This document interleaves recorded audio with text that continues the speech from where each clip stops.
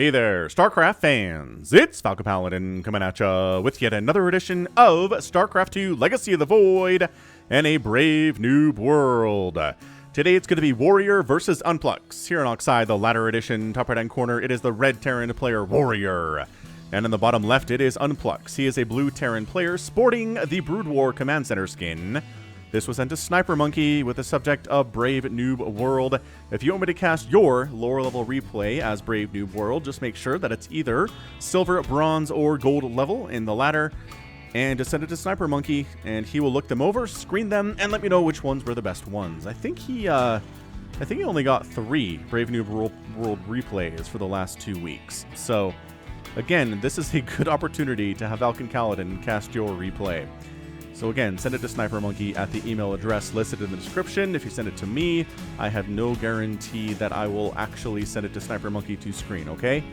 Alright, so no proxies, just barracks coming up inside their main bases. Ooh, a double barracks. A double barracks here for Unpluks. It looks like a 1-racks expand here from Warrior, maybe? He's just checking for proxies, because, you know, Terrans are pretty darn sneaky with their proxies.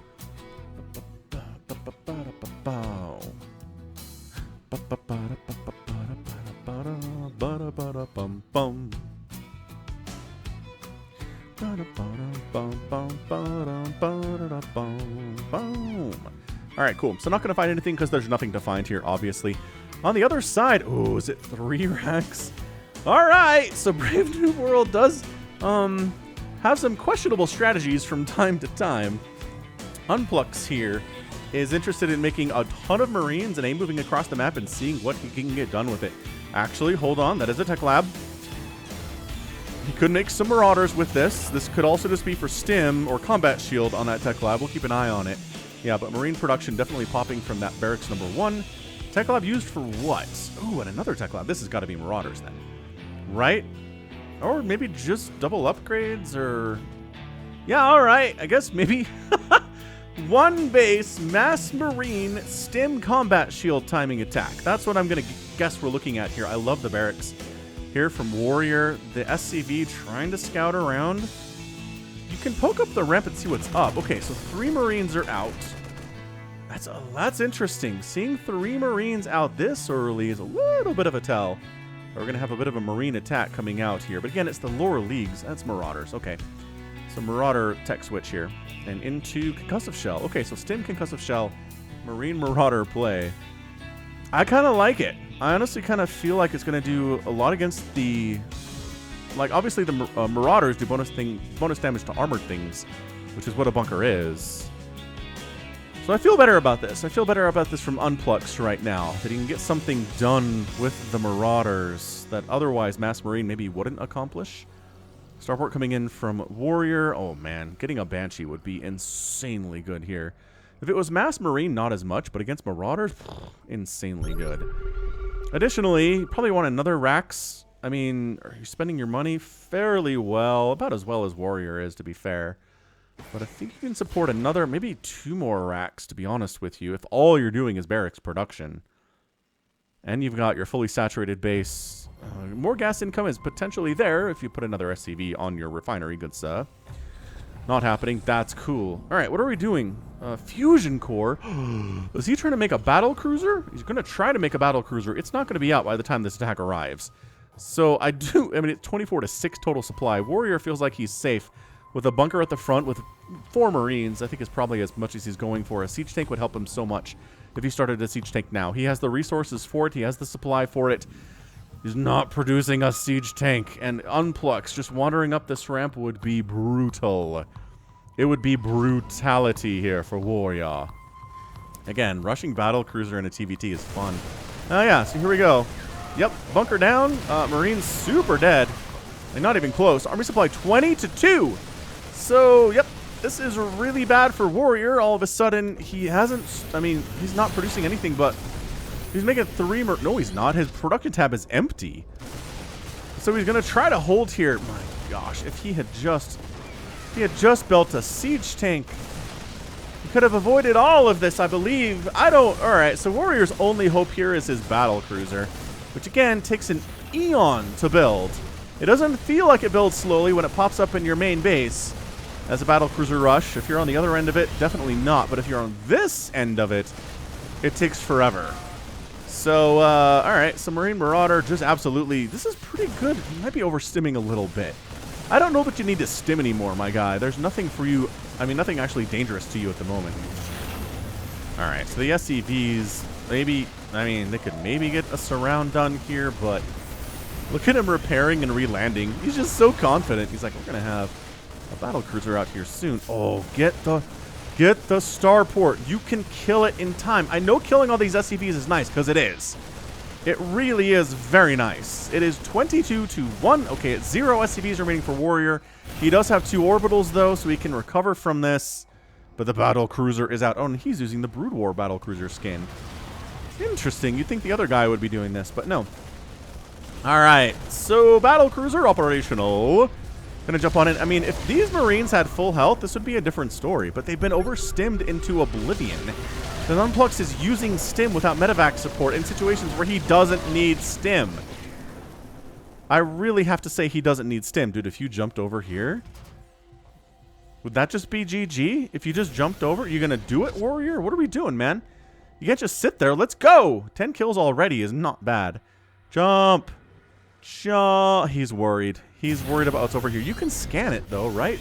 Oh, yeah. You have energy for a scan on this orbital. He's slow walking it, though. What an interesting decision. I mean, really... Oh, man. Building a couple missile turrets would be insane here. What? Another command center? You know there's a battlecruiser coming. No! Unpluks, my friend. Why? Unpluks is like, you know what I need is to get more ahead. There's a battlecruiser out on the field that I can't handle with my existing units. Let's do a third CC when my opponent I know has barely any SCVs at all. What a madman. Okay, but you actually have to hit the Marines, dude. Ooh, a Viking. I do like the Viking play. Oh, Cyclone, fantastic play here too, though. Unpluks. All right, fine. And that's okay. You know what? Maybe you proved me wrong. Unpluks. I still think if you jumped across, you could have killed all of the SCVs. You maybe could have killed the factory before the Cyclone came out. I do love the choice here of making a Cyclone and a Viking to deal with the battlecruiser was great. I mean, obviously, you could have gone for an engineering bay and missile turrets too, which he's going for now, but still. It worked out. It worked out in the end for him. Unpluks. I was I want to say misaligning. Just maligning, that's what it is. Maligning you a little bit unfairly. But SCV production here continuing for Warrior. He's repairing his BC, which has 17 kills because it's a machine of war. He's expanding to a sneaky place up in the top left. Kind of love that stuff. And then we're just moving across. You know what would be awesome is a medevac. Just for the record, just a medevac would be insanely good for Unpluks. Also, he, for some reason, has a factory and a barracks out here that he's using for production for reasons that are unknown. All right, so you have an engineering bay. Are you building your turrets? No. See, the problem is the battlecruiser can show up, Yamato the Cyclone, and then everything dies. A Cyclone is not a guarantee of a win against a battlecruiser. If they're in a good position, then sure, yes, absolutely.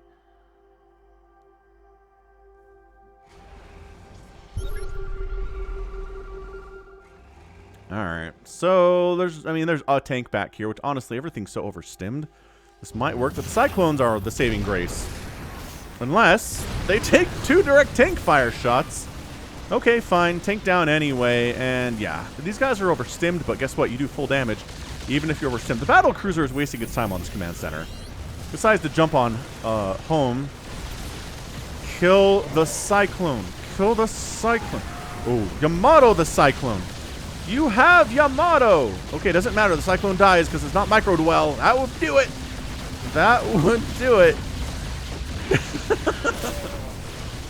And this is action-packed. All right, so all these Marauders that have basically 2 HP all die to like 1 hit from the battlecruiser that has 32 kills. I think every one of the kills in this game for Warrior has come from this battlecruiser. He lost the Marines in this bunker. I don't think they killed anyone before they all died. So maybe an SCV has a kill. I think maybe that's possible. Maybe it is. Oh, this medevac's like, hey guys.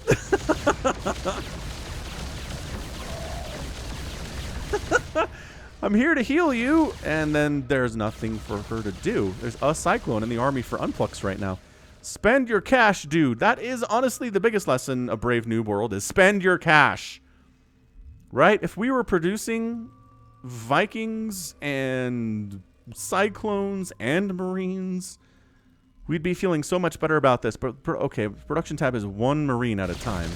The battle cruisers are worrying about production, which I don't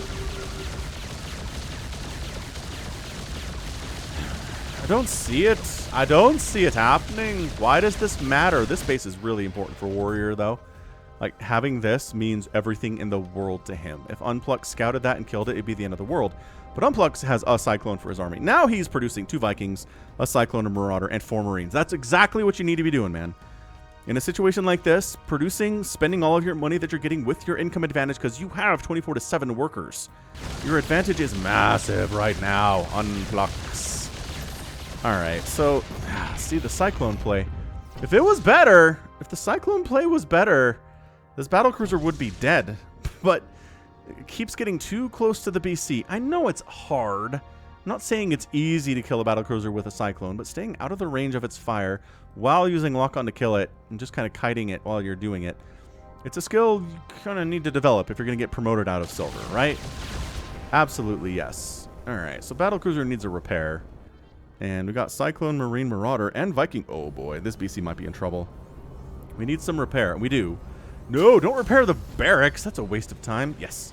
Yes, repair our hero battlecruiser, whose name is Tommy. Tommy the battlecruiser. Yamato the Thing. You have Yamato! Oh, simultaneous kill. Oh no! And that's your GG.